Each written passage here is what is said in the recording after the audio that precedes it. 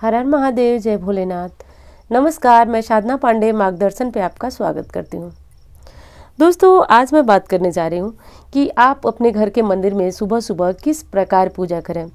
तो इस वीडियो के बारे में आज आप संपूर्ण जानकारियाँ प्राप्त करने वाले हैं कि घर के मंदिर में किस विधि से आप शास्त्रों के अनुसार संपूर्ण पूजा कर सके और बिना किसी त्रुटि के पूजा कर सके।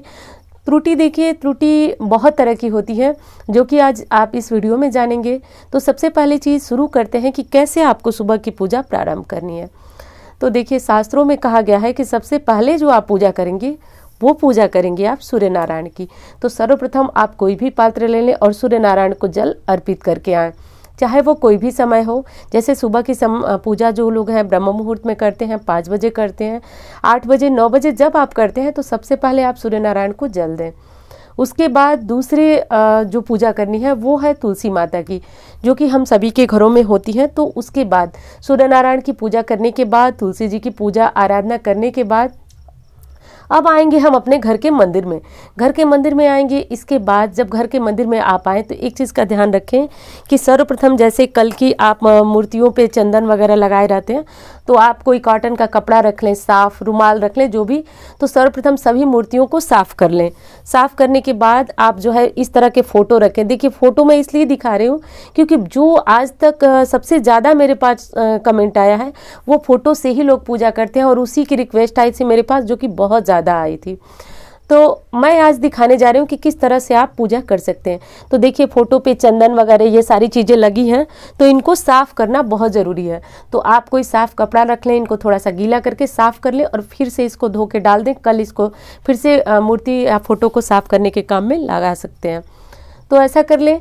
और इसके बाद जो करना है वो आपको सर्वप्रथम दीप प्रज्वलित करना है, क्योंकि आप जानते हैं कि दीपक जो है प्रज्वलित किए बिना हमारी कोई भी पूजा पाठ पूर्ण नहीं हो पाती है। तो दीप प्रज्वलित कर लें। उसके बाद सबसे पहले हम गणेश जी की पूजा करेंगे। तो यदि आपके पास धातु की प्रतिमा है गणेश जी की, या फिर किसी भी देवी देवता की धातु की प्रतिमा है, तो आप उनको किसी बर्तन में रखेंगे, फिर उनको स्नान कराएंगे जल से, विधि से। लेकिन जब हमारे पास मूर्तियां होती हैं, इस तरह से फोटो होते हैं, तो हम सांकेतिक स्नान कराएंगे। सांकेतिक स्नान किस तरह होता है? तो इस तरह से होता है, ओम श्री गणेशाय नमः, ओम गंगणपतये नमः, ओम गंगणपतये नमः। उसके बाद इनके साथ बैठी हैं माँ लक्ष्मी, उनका पूजन करेंगे इसी भांति से। ये सांकेतिक स्नान बताया जाता है। इसके बाद जो भी आपके इष्ट देव हों उनको सबसे पहले स्नान कराएं। तो संपूर्ण जो फोटो मूर्ति में देवी देवता बने रहते हैं उनको जो है स्नान कराते हैं। स्नान कराना बहुत ज़रूरी है। तो ऐसा कर लें आप। उसके बाद जो दूसरे नंबर पे काम करना है, देखिए मैं बहुत आसान और साधारण सी पूजा विधि बता रही हूँ। तो आप लोग का बहुत सारे प्रश्न आता है कि किस देवी देवता को हम कौन सी चंदन या कौन सा पुष्प अर्पित करें। तो पुष्प के बारे में तो मैंने बताया है, और चंदन की बात कहूँ तो आप जानते हैं कि भगवान भोलेनाथ को सफ़ेद चंदन लगता है, गणेश जी को पीला चंदन लगता है, विष्णु जी को पीला चंदन लगता है, माँ लक्ष्मी को, माँ दुर्गा को लाल चंदन विशेष प्रिय है, और विष्णु जी को भी पीला चंदन लगता है, कृष्ण जी को, लड्डू गोपाल जी को पीला चंदन लगता है। तो ये चीज़ आप समझ गए। लेकिन अष्टगंध, जो कि मेरे हाथ में इस समय आप देख रहे हैं, अष्टगंध एक ऐसी एक ऐसा चंदन कहें जो सभी देवी देवताओं पे आप अर्पित कर सकते हैं। भोलेनाथ जी को भी लगाया जा सकता है। तो सबसे अच्छा तो यही होगा कि आप अष्टगंध ला करके रखें। अष्टगंध से सभी देवी देवताओं को तिलक करें। तिलक करने का मतलब कि सबसे पहले गणेश जी ही पूजे जाएंगे, आप इस बारे में जानते हैं। तो सर्वप्रथम आप गणेश जी को तिलक करें, उनका पूजन करें। इसी तरह करके आप सभी देवी देवताओं को एक एक करके और तिलक लगा लेंगे आप।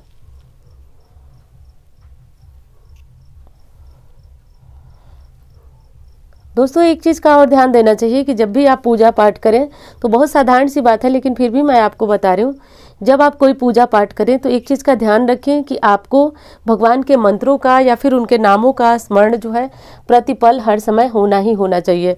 इस चीज़ का ध्यान रखना चाहिए। और वैसे एक चीज़ तो आप जानते हैं कि तिलक लगाना हुआ, सिंदूर लगाना होता है माता को, तो हम इसी उंगली का जो है इस्तेमाल करते हैं। और बाद में ये बचा हुआ चंदन आप देख रहे हैं अष्टगंध, इसे अपने माथे पे लगाएं।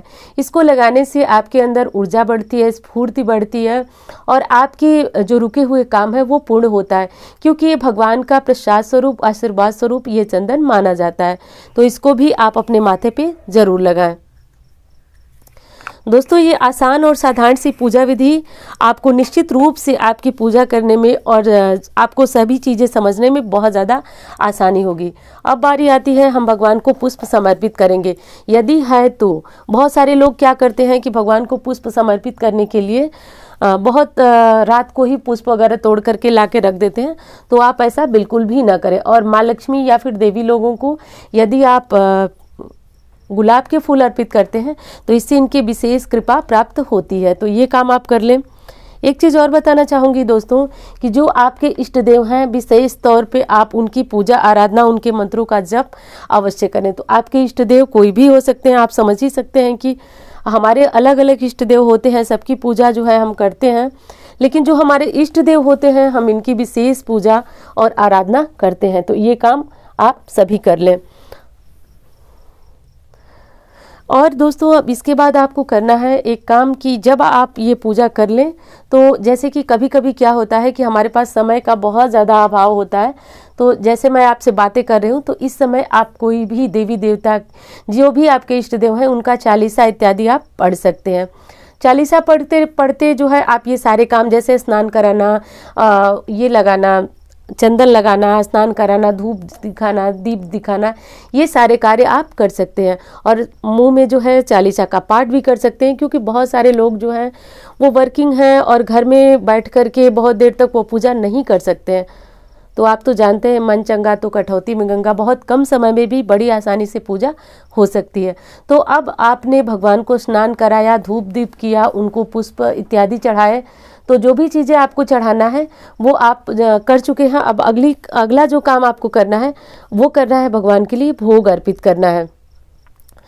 तो भोग आप भगवान को कुछ भी लगा सकते हैं। वैसे एक चीज़ सही रहती है, इससे घर में बहुत ज़्यादा वृद्धि बरकत आती है कि घर में जो भी चीज़ें हमारी खाने पीने की आए वो सबसे पहले हम भगवान के प्रसाद भोग के लिए निकाल करके उसमें से थोड़ा सा रख लें। उसके बाद जो है आप घर में इसे खाने पीने के लिए इस्तेमाल करें। तो ये बहुत अच्छा ऑप्शन होता है भगवान की पूजा पाठ करने का और उनको भोग लगाने का। इससे हमारे भगवान के प्रति हमारी कृतज्ञता झलकती है कि हम अपने जो भोग प्रसाद अपने खाने से पहले भगवान के लिए निकालते हैं।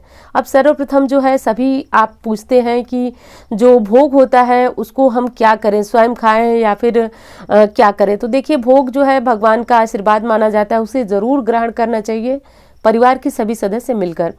अब करना यह है दोस्तों कि आपको जब भोग प्रसाद चढ़ाना है तो एक काम ज़रूर करना है। संपूर्ण जो आपके भोग की थाली है, जो भी चीज़ें आप चढ़ाना चाहते हैं उसमें इस तरह से जल फिरा दे। इससे माना जाता है कि इससे भगवान जो है इस तरह से भोग स्वीकार करते हैं। यानी कि शास्त्रों की बातें अगर कहें तो भगवान जो है सुगंध से भोग स्वीकार करते हैं। कभी भी भगवान को आप लोग जानते हैं कि जो भोग हम चढ़ाते हैं ना तो उसमें से कम होता है और ना ही जो है ये भी कह सकते हैं कि भगवान उसे ग्रहण नहीं करते हैं। तो ग्रहण करने का जो माध्यम शास्त्रों में बताया गया है वो ये बताया गया है कि वो सुगंध के द्वारा भोग ग्रहण करते हैं। एक चीज़ का और प्रश्न मेरे पास आया था कि हम भगवान को अलग अलग भोग लगाएं या फिर एक साथ भोग लगा सकते हैं। तो बिल्कुल इसमें तो कोई संशय है ही नहीं। आप जिस तरह से मैं थाली दिखा रही हूँ वैसे भगवान के सम्मुख आप दिखा सकते हैं। संपूर्ण देवी देवता को आप भोग इस तरह अर्पित कर सकते हैं। एक चीज़ और किया जाता है कि यदि आप जैसे कि मंगलवार का व्रत रखते हैं या फिर भगवान विष्णु की अलग से कोई तस्वीर है तो वहाँ पे आप तुलसी वाला भोग लगाएंगे तो वो चीज़ अलग लगाएंगे। वैसे नारायण के साथ जब माँ लक्ष्मी होती है तो वहाँ पे तुलसी का भोग नहीं अर्पित किया जाता है, ध्यान रखिएगा। जैसे कि इस फोटो में आप देख रहे हैं नारायण के साथ माँ लक्ष्मी है तो इनको जो है तुलसी का भोग अर्पित नहीं किया जाएगा। तो ये साधारण सी पूजा थी जो मैंने आपको करके दिखाई। तो दोस्तों ये बहुत आसानी से होने वाली पूजा है जो कि आप बहुत शीघ्र इस पूजा को कर सकते हैं। तो इस तरह से करें और अंत में जो बारी आती है वो आती है हमारी आरती की। तो भगवान की आरती के बारे में भी आपके बहुत सारे प्रश्न आते हैं कि हम सबसे पहले भगवान की कौन सी आरती करें, क्या करें। तो देखिए सबसे पहले यदि आपके पास समय है तो आप गणेश जी की आरती कीजिए और गणेश जी की आरती करने के बाद जो है आपके जो भी इष्ट देव हैं उनकी आरती करें, पूजन करें। लेकिन एक चीज़ मैं आपको बता दूं कि सुबह में बहुत सारे लोगों के पास समय होता भी नहीं है। तो ऐसे में क्या किया जाता है कि सर्वप्रथम जो है आप भगवान का मंत्र जप ले, ओम श्री गणेशाय नमः, ओम गं गणपतये नमः। और एक सबसे अच्छा ऑप्शन, सबसे अच्छा विकल्प है कर्पूर गौरम करुणावतारम संसार सारम भुजगेंद्र हारम। आप सभी इसके बारे में जानते होंगे और हर आरती के बाद हम सभी इसे पढ़ते भी हैं। तो सबसे अच्छा है कि 2 मिनट में करने वाली ये आरती है कर्पूर गौरम करुणावतारम, इसे कर लीजिए। और ये हो गई आपकी संपूर्ण आरती, संपूर्ण पूजा। इसमें कहीं किसी भी प्रकार का आप संशय न रखें कि आपको जो है वो सभी भगवान की अलग अलग आरती करनी पड़ेगी, अलग अलग भोग लगाना पड़ेगा। और जो ये विधि मैं आपको बता रही हूँ इसमें एक भी प्रतिशत जो है संशय नहीं है, शक नहीं है। ये शास्त्रों की विधि है जो मैं आपको बता रही हूँ।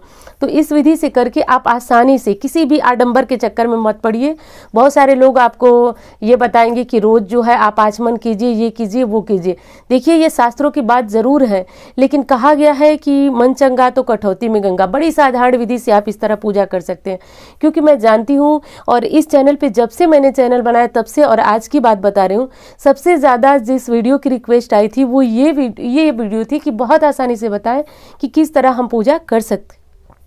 तो ये बहुत आसान विधि से मैंने बताया कि आप किस विधि से पूजा कर सकते हैं। तो दोस्तों उम्मीद करती हूँ जानकारी आपको पसंद आएगी। एक चीज़ और कहूँगी कि यदि आपको वीडियो अच्छी लगे तो एक लाइक ज़रूर करें और चैनल को सब्सक्राइब करें, क्योंकि शास्त्रों की जानकारियाँ इस चैनल पर प्राप्त होती हैं। आपको कहीं से इधर उधर की जानकारियाँ या फिर कुछ भी नहीं बताया जाता है, जो शास्त्रों के अनुसार होता है वही चीज़ मैं आपको बताती हूँ।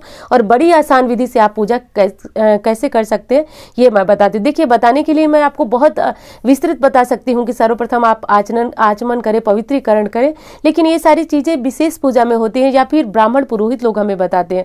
सबके लिए ये सारी चीज़ें संभव नहीं है, जो कि सुबह सुबह जिनके पास 10 मिनट का समय होता है भगवान के सामने बैठने का, तो इस ऐसे में उनको बहुत विधि विधान बताया जाएगा तो वो पूजा करेंगे ही नहीं।